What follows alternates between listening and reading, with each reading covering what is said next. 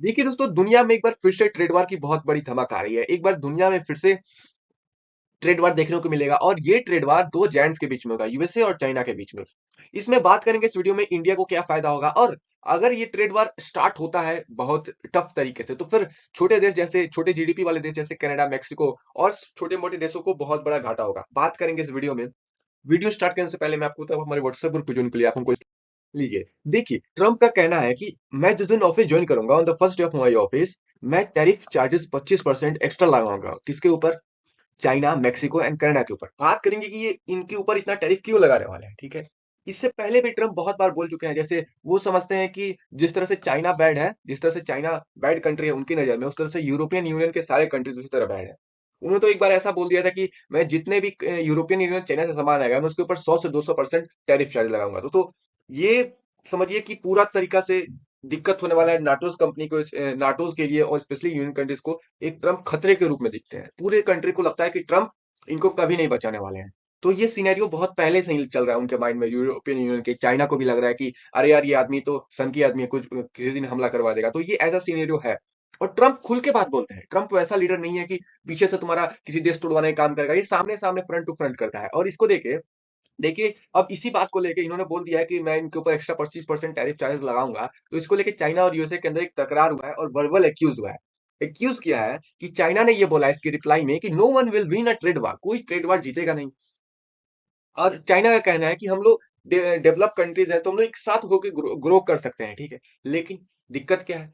Trump का एक economic agenda था। ये पूरे जहां भी कैंपेन किए सब जगह इन्होंने ये बात उठाया कि जो भी यहाँ पे सामान है, इन्फ्लेशन है, मैं उनको कम करूंगा। जो भी बाहर से आ रही है सामान, उसके ऊपर एक्स्ट्रा ड्यूटीज लगाऊंगा। ये उनके कैंपेन का बहुत बड़ा एक मुद्दा था। एक और मुद्दा था फेंटेल स्मगलिंग का। ये इन्होंने बोला है कि मैं बैन करवाऊंगा टोटली।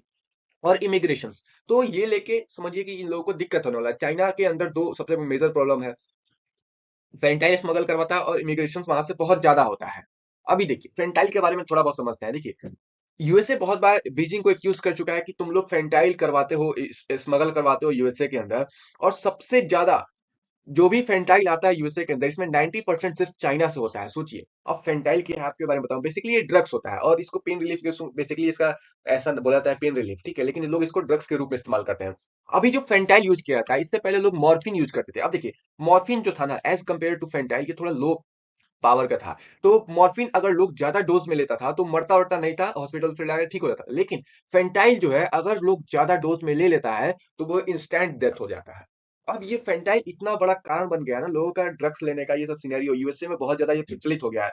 वहां के, आपको बताऊं, रियलिटी ये है कि यूएसए के जो भी यूथ है वो इन्हीं सब में लिप्त लिप्त हो गए हैं। और ये बात सही भी है, और बहुत सारी वीडियोस अवेलेबल है इंटरनेट पे। मैं फोटोज भी कुछ लगा चुका हूं, आप देख लीजिए। तो ये फेंटाइल बहुत बड़ा प्रॉब्लम खड़ा कर रहा है यूएसए के यूथ के लिए। और ट्रम्प इसी चीज को लेके उन्होंने बोला है कि मैं मैसिव टैरिफ लगाऊंगा, अप्रोक्सीमेटली 25% के आसपास। तो ये बहुत बड़ा दिक्कत होने वाला है। अब देखिए, ट्रम्प ट्रम्प चाइना ने क्या किया कि जब उसके ऊपर एक्यूज लगा कि मैं फेंटाइल स्मगल करवाता हूं, तो उसने क्या किया, वो सारी कंपनीज के ऊपर थोड़ा दिन के लिए एक्शन किया और फिर बाद में उसने एक नया एजेंडा अपनाया। क्या एजेंडा? कहना फेंटाइल का जो रॉ मटेरियल है, फेंटाइल का जो रॉ मटेरियल है उसको वो बनाने लगा। और उसकी कंपनीज जो भी चाइना के अंदर फेंटाइल बनती है, तो उसको बकायदा अपने पेज पे एडवर्टाइजमेंट करने लगे कि हाँ, हम ये फेंटाइल का रॉ मटेरियल बनाते हैं। सोचिए।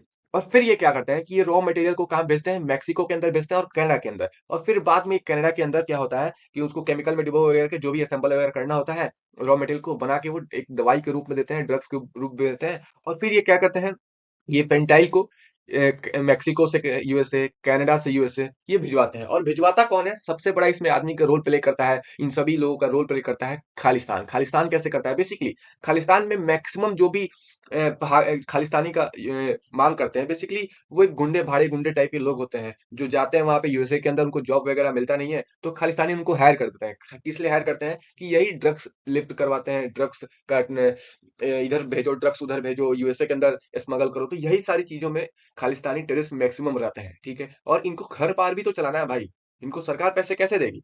तो ये सिनेरियो होता है और खालिस्तानी भी यही सब काम करते हैं, ड्रग्स को स्मगल करते हैं, ये सारी चीजें करते हैं, ठीक है।